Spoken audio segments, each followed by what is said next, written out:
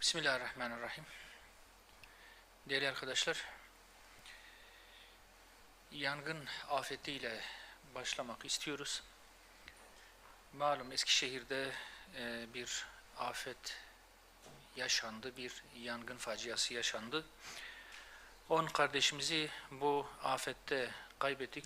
14 kardeşimiz de maalesef yaralanmış.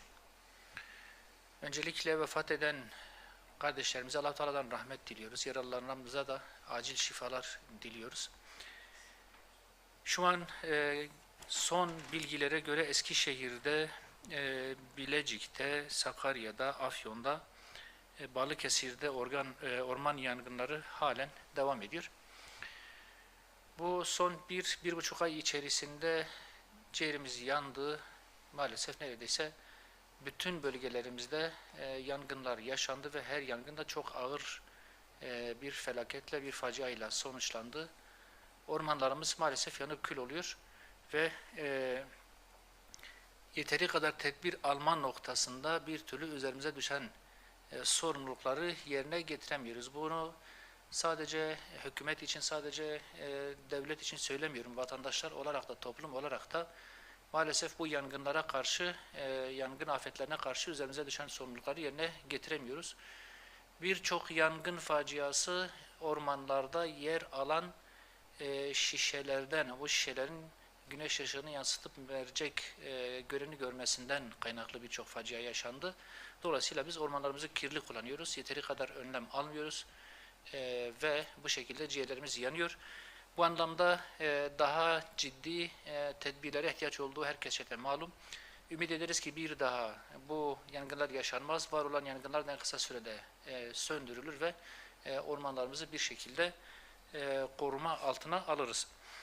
Değerli arkadaşlar, son dönemlerde özellikle son 1-2 yılda aileye yönelik çok ciddi endişelerimiz oluşmaya başladı. Aile kurumumuz her geçen gün biraz daha zarar görüyor. Yeni nesil, çocuklarımız, gençlerimiz ahlaki dejenerasyonla çok hızlı bir şekilde yıpranıyorlar. Aile kurumu yok oluyor.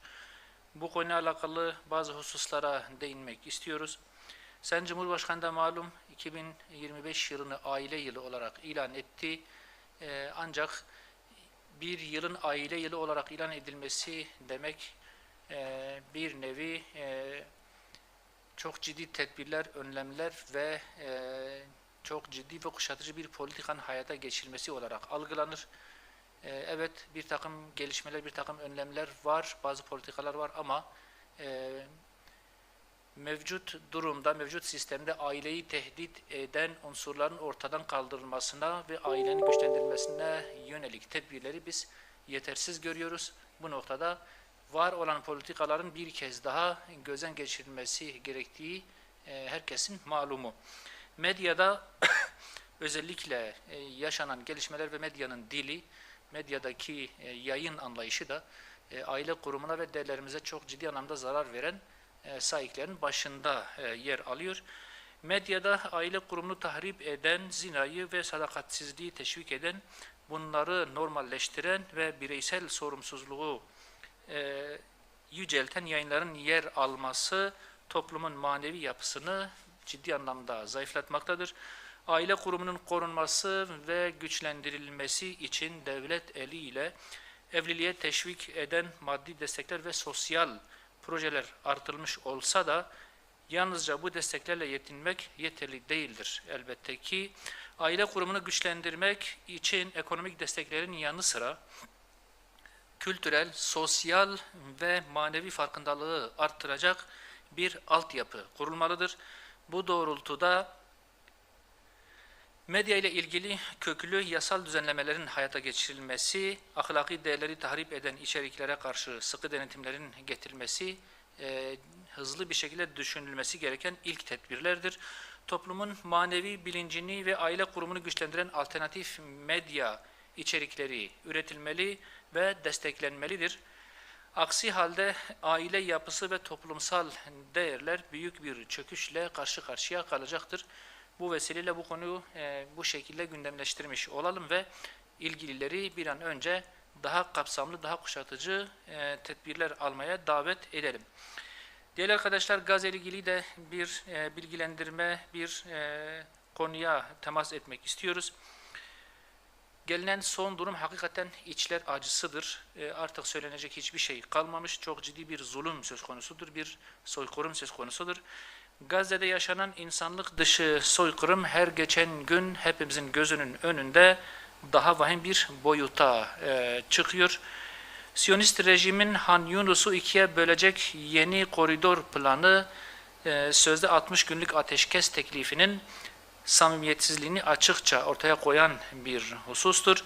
Abluka altındaki Gazze'de insanlar açlığa terk edilmiş durumdadır, ölüme sürüklenmektedir. Bu modern dünyanın gözleri önünde yaşanan bir soykırımdır.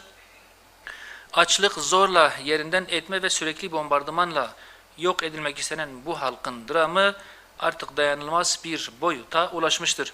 Bu kapsamda Kolombiya'da Lahey grubu öncülüğünde düzenlenen Gazze zirvesinde alınan kararlar tarihi bir önem taşımaktadır.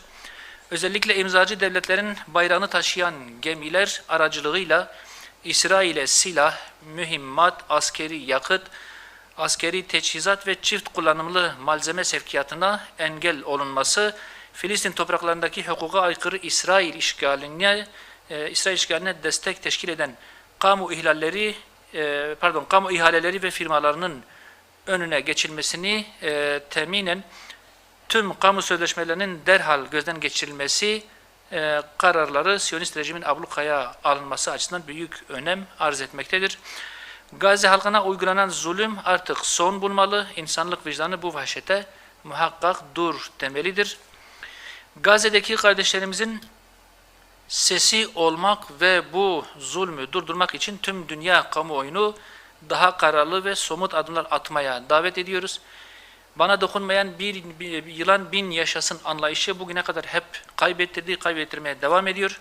Komşu ülkelerin de bu hassasiyetle devam ederek meseleye lakayt kalması, tehlikenin ve şiddetin ve aynı zamanda soykırımın ve bununla birlikte zulmün her geçen gün çok daha ciddi boyutlara yükselmesine sebep oluyor.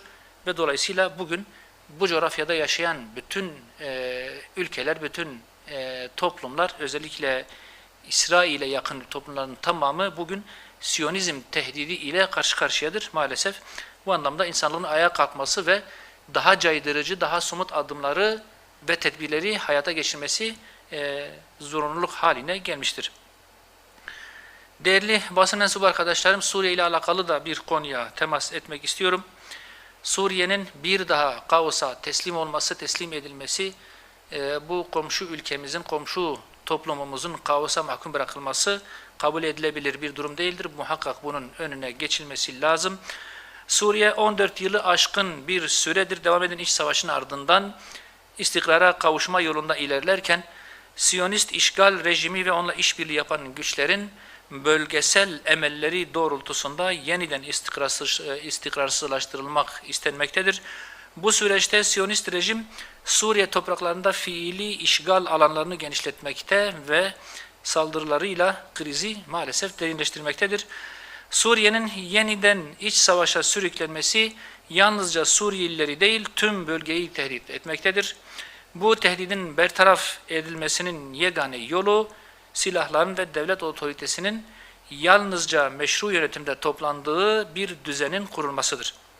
Tüm tarafların halkın refahını ve güvenliğini ön planda tutarak hareket etmesi bir zorunluluktur. Siyonist rejim ve Amerika Birleşik Devletleri'nin bölgedeki planları ancak birlik ve bölgesel dayanışma ile boşa çıkarılabilir. Bu bağlamda bölge ülkeleri Suriye'nin istikrarı için meşru yönetime destek olmalı, dış müdahalelere, etnik ve mezhebi gerilimlere karşı da ortak bir duruş ortaya koyarak Suriye'nin bir daha kaosa mahkum kalması, kaosun bir daha ülkede hakim olmasının önüne geçilmelidir diye düşünüyoruz. Bu vesileyle bu konuyu bir daha hatırlatmış olduk. Sorular yoksa basın açıklaması